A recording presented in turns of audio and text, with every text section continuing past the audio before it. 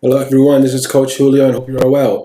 So I wanted to give you a couple of A-list pro tips on how to either increase your online presence or get started with an online presence for your personal training fitness business. And one of the cool things of what I'm going to show you is that this can be a hybrid model, meaning anything that you put online can also help you with your in-club training that will happen, or maybe it has happened during the pandemic, because after the pandemic, it's going to be a whole different world. Gym owners will need to have some type of hybrid model, and you want to be ahead of the game. So let me jump right into it. So you just don't have to have a website. You want to think about, a presence on other social media. It could be Facebook, it could be Twitter, YouTube.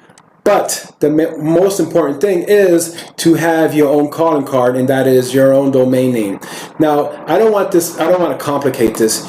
You basically can have whatever you want for a domain name. And how did I do this? So before I came into the industry, I actually came up with fitnessfoundry.net. But before that, I was doing this. And this is even before Facebook. I was typing in Body by Julio. Hey, is that taken? No. So then I would be like, I really don't like it. But if I was really interested in it, I can go buy it for less than a cup of coffee. And if I wanted to keep it for 2 years, I can do a 2-year one, and that would be less than buying it for 1 year. So what I'm saying is that you want to write down a couple of different names. So it could say like Julio Salado Fitness, Jamboree, probably gonna spell it .com. So if it comes up, I can buy it. Now it can also be like Fitness Foundry Fitness, because I was playing with the names before, and obviously that will probably come up. I spelled that right. So actually, someone is not owning it. So if I wanted it, I can buy that too. And then another thing you may not be aware of, there's different extensions. So when I got my fitnessfoundry.net, I actually did not own fitnessfoundry.com. And I bought that. I was able to get that a couple of years later. And then once you buy a domain name, you can have it redirected to your brand that you have decided. So that's actually being redirected, as you can see down here. But there are different, I think they're called extensions. So you don't have to get .com. You can also get .org. .org I have also is for nonprofit, but .net, .biz, I think you know where I'm going with that. And throughout the years, I even went further than that. So I have purchased other domain names, including Spanish, that they are redirected to fitnessfoundry.net. Why? Because why not? It's very inexpensive. I didn't buy all of those at the same time. Now, once you get your brand, again, you don't have to have one. You can start just putting it on different social medias that's popular. And as you see, I have a couple of different brands here, but they all usually get redirected to Fitness Foundry, but they're just different specialties. So that's for the fitness professionals, seniors fitness, weight loss. And then even on my YouTube, because I like posting YouTube videos, I have some brands that I never even used. PT Cabal, not sure where that came from, but I decided. I think I was going to make that into a think tank for fitness professionals. These days, it might be like a conspiracy thing. Golden Ratio Fitness. I've done that on Twitter. As you see, I have different accounts. But, I primarily use my Fitness Foundry because that's just how it ended up happening.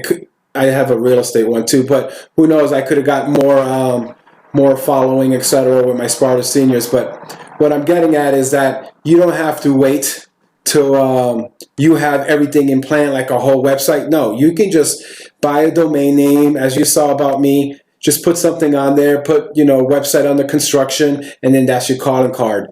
Then you can go to your Facebook, your social media, Instagram, start posting videos, article, and redirect them to your website. And on there, you can put an email list. If you're interested, please sign up. I'm going to be having more great information in the near future. So, and then I guess I'll talk about this really briefly. Logos. So my first logo looked like this. Actually, it looked a little bit worse. This looked like pretty good, but it wasn't like that. I had a friend who was also in design, and he made it look like this. And then throughout the years, my newest logo is like this. So it comes with time, and it's all personal. That's my symbol, and in Chinese it means Shan, and it mountain. It also means a spiritual axiom between heaven and earth. So that's why I have that that's just my own personal thing. And you know, when you have your brand, you'll be able to explain it to your prospects and your clients, and that will reflect your style and training. A lot of the things I'm saying comes from my How to Become an A-List Personal Trainer book. Guess what? I'm not asking you to buy it, but if you're interested, it is available on Amazon. I also have I've been doing workshops with my A-List Personal Trainer method, and it's not a textbook, it's not a system. It basically is just gives you a checklist of what you can do. And this book actually came out before the pandemic, and I was a huge advocate of people buying and creating their own brands, and also if they were working in club, to respect any policies. But these days we can work together like that. So what do you think? Tell me what brands you're thinking about coming up with. Share them, and remember that there's no better day to start than today. So that's about it. Till then, take care.